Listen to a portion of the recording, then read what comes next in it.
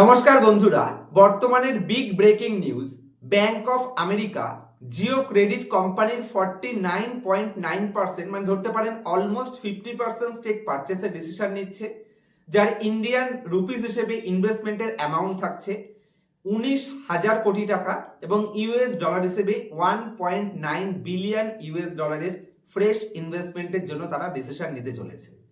আর বর্তমানে Jio financial service, যে কোম্পানির আন্ডারে জিও ক্রেডিট কোম্পানিটা কাজ করছে, এই জিও ফিনান্সিয়াল সার্ভিস তার টপের থেকে 38% ডিসকাউন্টে নেমে এসেছে।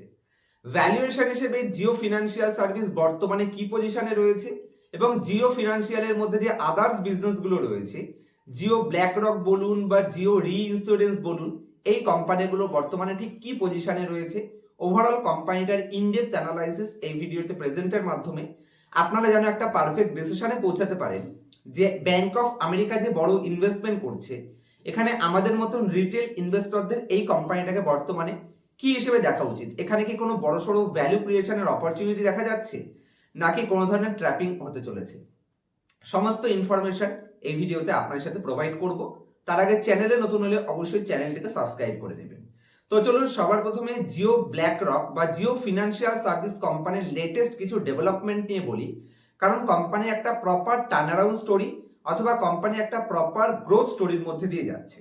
সবার প্রথম পয়েন্ট তো আমি বললাম, এই যে 1.9 বিলিয়ন ডলার ইউএস ডলার বা 19,000 কোটি টাকা যে ফ্রেশ ইনভেস্টমেন্ট কোম্পানিতে আসছে বা স্টেক পারচেস হচ্ছে, যার জন্য কোম্পানির ক্যাপিটাল এবং তার সাথে ক্রেডিবিলিটি ইমপ্রুভ হওয়ার স্কোপ দেখা যাচ্ছে, যেটা Jio financial service share holder হিসেবে অবশ্যই একটা পজিটিভ সাইন হিসেবে দেখা যেতে পারে। নেক্সট পয়েন্ট, যদি আমি লেটেস্ট 4টে ডেভেলপমেন্ট নিয়ে কথা বলি, তাহলে ব্রোকিং এবং রি ইন্স্যুরেন্সে কোম্পানির জয়েন্ট ভেঞ্চার একটা বাম্পার লেভেল টার্নারাউন্ড স্টোরি চলছে। তার সাথে পেমেন্ট ব্যাংকেও যদি আপনি দেখেন, তাহলে অপারেশন লেভেলে কোম্পানি এটাও টার্নারাউন্ড করে ফেলেছে।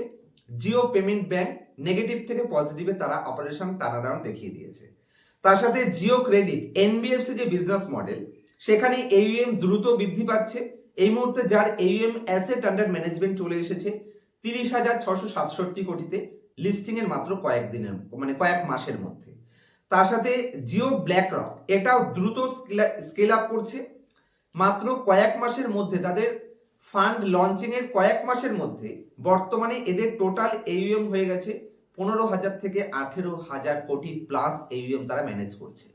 আর ব্ল্যাক রক মাথায় রাখতে হবে ওয়ার্ল্ডের সব থেকে বড় ফান্ড হাউস, তাদের কাছে কিন্তু যথেষ্ট পরিমাণে অ্যাডভান্টেজ থাকে আদার্স কাস্টমারের কাছ থেকে কাস্টমার অ্যাকুইজিশন করে নেওয়ার জন্য। নেক্সট পয়েন্টে মতিলাল ওসওয়ালের মতন ব্রোকিং হাউস তারা এই কোম্পানিতে একটা বড় লেভেল টার্গেট দিয়েছে।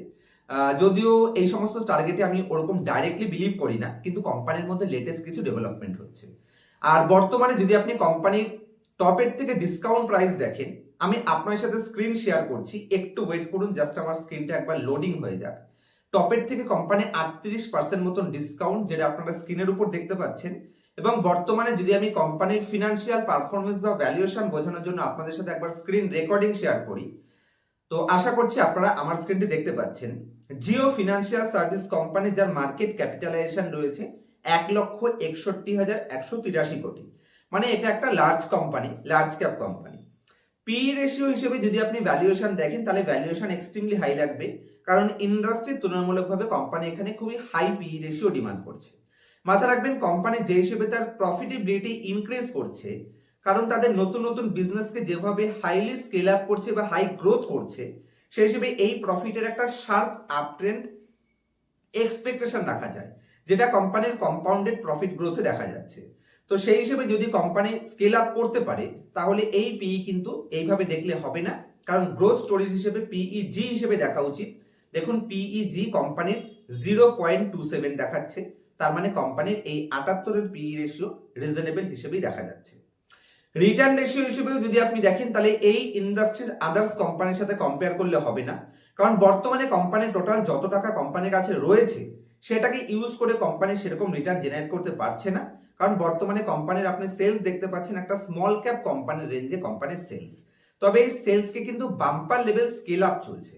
তো টপ লাইন এবং বটম লাইন যদি আপনি গ্রোথ হিসেবে দেখেন, তাহলে বাম্পার গ্রোথ, কিন্তু রিটার্নের পার্সেন্টেজ হিসেবে বা যদি আপনি এইএম হিসেবে দেখেন তাহলে আদার ছোট ছোট কোম্পানির তুলনায় ছোট লাগবে, কারণ সদ্য লিস্টেড কোম্পানি বিজনেস সেগমেন্টে সদ্য এন্ট্রি নিয়েছে।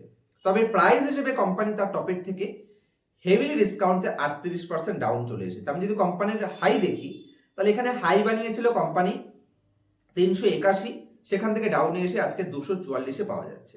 ভ্যালুয়েশন হিসেবে এই ধরনের কোম্পানিকে আমরা প্রাইস টু বুক ভ্যালু দিয়ে ভ্যালু করতে পারি, যেখানে জিও ফিনান্সিয়াল সার্ভিস কোম্পানির প্রাইস টু বুক ভ্যালু রয়েছে মাত্র 1.16, আর one time price to book মানে কোম্পানির পারফেক্ট ভ্যালুয়েশন। কি করে লজিক হয় দেখুন, কোম্পানির কাছে বর্তমানে ক্যাপিটাল কত রয়েছে, 6,300 কোটি প্লাস 1,27,000 কোটি।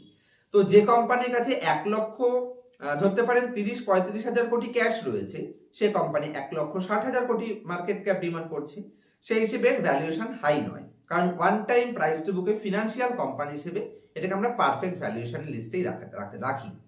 আর মাথায় রাখবেন আদার্স ফিনান্সিয়াল কোম্পানি হিসেবে এই কোম্পানির ডেট টু ইকুইটি একেবারেই ম্যানেজেবল, যে কারণে ভবিষ্যতে বড় লেভেলের স্কেল আপ হওয়ার স্কোপ কোম্পানির মধ্যে দেখা যাচ্ছে। আর এই হিসেবেও কোম্পানির রিটার্ন অন অ্যাসেট 1%, যেটা মোটামুটি ঠিকঠাক এই কোম্পানি হিসেবে। চলুন কোম্পানি যদি নেক্সট পয়েন্টে আসি, শেয়ার হোল্ডিং প্যাটার্ন বর্তমানে কি পজিশনে রয়েছে। 47% প্রমোটারের কাছে স্টেক, সেখান থেকে 49% প্রমোটারের কাছে স্টেক, মানে 2% প্রমোটার তাদের স্টেককে লেটেস্ট একদম লাস্ট কোয়ার্টারে তাদের স্টেককে ইনক্রিজ করেছে 47% থেকে 49%। এফআইআই স্টেক যদি দেখা যায়, তারা 12% স্টেক লাস্ট 5টা কোয়ার্টার ম্যানেজ করছে, মানে ওই পজিশনে তারা মেইনটেইন করছে। ডিআইএ স্টেক 14% থেকে 13%, ওই একই পজিশন ধরতে পারেন। রিটেল পাবলিকের স্টেক এখানে 25% থেকে 26%, তো মোটামুটি ঠিকঠাক। তবে এখানে পজিটিভ সাইন হলো লাস্ট 6-7টা কোয়ার্টার ধরে number of equity share holder continue reduce হচ্ছে, তার মানে লুজার হ্যান্ডের কাছে থেকে কোম্পানির স্ট্রং হ্যান্ডের কাছে শেয়ার হোল্ডিং কনভার্ট হচ্ছে। তো ওভারঅল যদি আমি জিও ফিনান্সিয়াল কোম্পানিটাকে বলি, তাহলে কোম্পানিতে এই যে জিও ক্রেডিটে 1.9 বিলিয়ন রুপিস ইনভেস্টমেন্টের প্ল্যান হচ্ছে বা স্টেক পারচেস হচ্ছে, যার কারণে কোম্পানির ক্রেডিবিলিটি ইনক্রিজ হবে এবং কোম্পানির ফিনান্সিয়াল পারফরমেন্স আরো বেটার হওয়ার স্কোপ দেখা যাচ্ছে। তার সাথে জিও ব্ল্যাক রক বা জিও পেমেন্ট সার্ভিস বা জিও ক্রেডিট বলুন বা জিও এনবিএফসি বলুন, এই সমস্ত বিজনেসগুলো কিন্তু ইন্ডিয়াতে একটা হাই গ্রোয়িং ইন্ডাস্ট্রি থেকে বিলং করে, প্রত্যেকটা ইন্ডাস্ট্রি।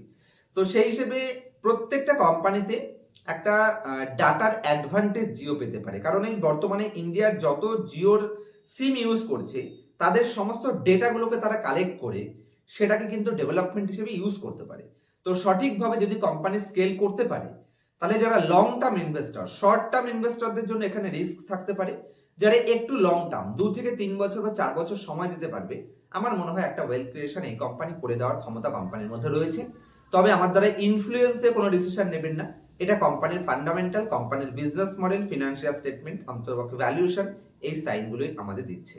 তো সেই হিসেবে আমার মনে হয় ওয়ান টাইম প্রাইস টু বুকে কোম্পানি অ্যাট্রাক্টেবল না হলেও রিজনেবল ভ্যালুয়েশনে আমরা দেখতে পারি, কারণ কোম্পানি যত দ্রুত স্কেল আপ করবে কোম্পানির ভ্যালু তত দ্রুত অ্যাট্রাক্টিভ পজিশনে চলে আসবে।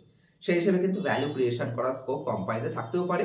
সেই জন্যই হয়তো মতিলাল ওসওয়াল একটা বড় লেভেলের টার্গেট কোম্পানিতে দিয়েছে, সেই পার্সেন্টেজ বলতে পারছি না, কারণ সেটা সেবি রুলসের এগেনস্টে হয়ে যাবে। এই কোম্পানি রিলেটেড যদি আর কোনো ডাউট বা কোনো কোশ্চেন থাকে অবশ্যই আমাকে কমেন্ট সেকশনে জানাতে পারেন। আমি চেষ্টা করলাম খুব ছোট্ট ভিডিওর মাধ্যমে 8 থেকে 10 মিনিটে সম্পূর্ণ কনসেপ্টটা আপনাদের বুঝিয়ে দেওয়ার। আর আমার চ্যানেলের 119 টাকার জয়েন্ট মেম্বারশিপ নিতে যদি আপনি ইন্টারেস্টেড থাকেন, যেখানে মান্থলি 2টো করে এক্সক্লুসিভ ভিডিও পাবেন, এক্সট্রিমলি বুলিশ মার্কেটে বা এক্সট্রিমলি বিয়ারিশ মার্কেটে লাইভ মার্কেটে এসে আপনাদের সাপোর্ট করা হবে, এবং তার সাথে প্রত্যেক মাসে একটি করে ডাউট ক্লিয়ারেন্স, আমাদের যে মেম্বারশিপ মিটিং থাকে সেখানে আপনার মনের সমস্ত ডাউট আপনি ফেস টু ফেস আমার সাথে ক্লিয়ার করতে পারবেন। মাত্র 119 টাকার বিনিময়ে আপনারা আমার অ্যাক্টিভিটির সম্পর্কে কিছু আইডিয়া পাবেন, যেরকম লাস্ট 6 মাসে অ্যাকুটাস কেমিক্যাল থেকে শুরু করে এসজি ফিনসাপ থেকে শুরু করে জম্মু কাশ্মীর ব্যাংক থেকে শুরু করে ইআইডি পেরি থেকে শুরু করে এই সমস্ত কোম্পানিগুলো, প্রচুর কোম্পানি যেখান থেকে আশা করছি আপনারা বাম্পার বেনিফিটও পেয়েছেন। তবে ইনফ্লুয়েন্স হবেন না, মাত্র 119 টাকার মেম্বারশিপ যদি আপনার মনে হয় এটা ওয়ার্থ ইট, তাহলে অবশ্যই আপনারা এটাকে মেম্বারশিপ জয়েন করতে পারেন স্ক্রিনের নিচে জয়েন বাটনটি প্রেস করে। আর মেম্বারশিপ যদি নিচ্ছেন, মেম্বারশিপ নেওয়ার পরে অবশ্যই নাম রেজিস্ট্রেশন করিয়ে নেবেন স্ক্রিনের উপর দেওয়া আমার হোয়াটসঅ্যাপের মাধ্যমে লেটেস্ট মেম্বার্স অনলি ভিডিওটা প্লে থাকা অবস্থায় একটা স্ক্রিনশট শেয়ারের মাধ্যমে। আর যদি একদম এক্সট্রিমলি অ্যানালাইসিস পার্সোনাল ক্লাসে শিখতে চান, কিভাবে স্টক মার্কেট কাজ করে, মার্কেটের প্রাইস কি করে মুভমেন্ট হয়, কোনো কোম্পানির ভ্যালুয়েশন কি করে বের করবেন, মার্কেট সাইকেলের সাথে স্টকের সাইকেলে কোন ধরনের কোম্পানি কোন লেভেলে পারচেস করা উচিত, কোনো কোম্পানির ডাটা চুরি করে কি করে ভ্যালুয়েশন সস্তা দেখাতে পারে, কোম্পানির অ্যাডভান্স লেভেল ব্যালেন্স শিট কি করে রিড করবেন, কোনো কোম্পানির ডাটা চুরি করে প্রফিট দেখাচ্ছে কিনা, এই সমস্ত পয়েন্টস আমি পার্সোনাল ক্লাসে শিখিয়ে থাকি। ইন্টারেস্টেড থাকলে ডিপে ঢুকে স্টক মার্কেট শিখতে চাইলে অবশ্যই পার্সোনাল ক্লাস এনরোল করতে পারেন। আর ক্লাসের পরে প্রত্যেকটা স্টুডেন্টের জন্য লাইফ টাইম সাপোর্টের ব্যবস্থা থাকে এবং লাইভ মার্কেটেও আমাদের মেম্বারশিপ বা স্টুডেন্টস গ্রুপের মাধ্যমে আপনারা আপনার যা ডাউট রয়েছে সেগুলো ক্লিয়ার করতে পারবেন, লাইভ সাপোর্ট পাবেন। দেখা হবে নেক্সট ভিডিওতে। ততক্ষণ পর্যন্ত হ্যাপি ইনভেস্টিং, হ্যাপি ট্রেডিং।